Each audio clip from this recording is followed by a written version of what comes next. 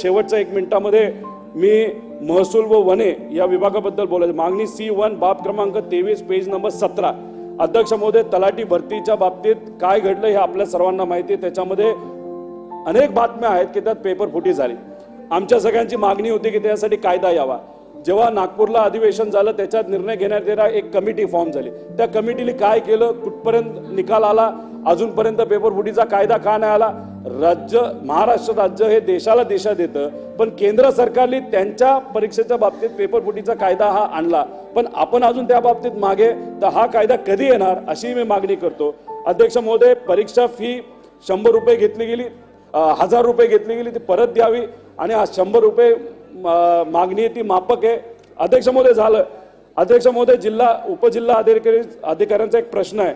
MPSC 2007 नंतरची batch नियुक्त झालेल्या राज्यातील 300 उपजिल्हा अधिकाऱ्यांचे प्रमोशन रोखण्यात आले आहे। 2007 नंतर तहसीलदार म्हणून नियुक्त झालेल्या अधिकाऱ्यांना उपजिल्हा अधिकारी म्हणून प्रमोशन मिळाले, परंतु केवळ महसूल विभागाच्या दिरंगाईमुळे त्यांना प्रमोशन दिलं गेलं नाही। तर हे देण्यात यावं।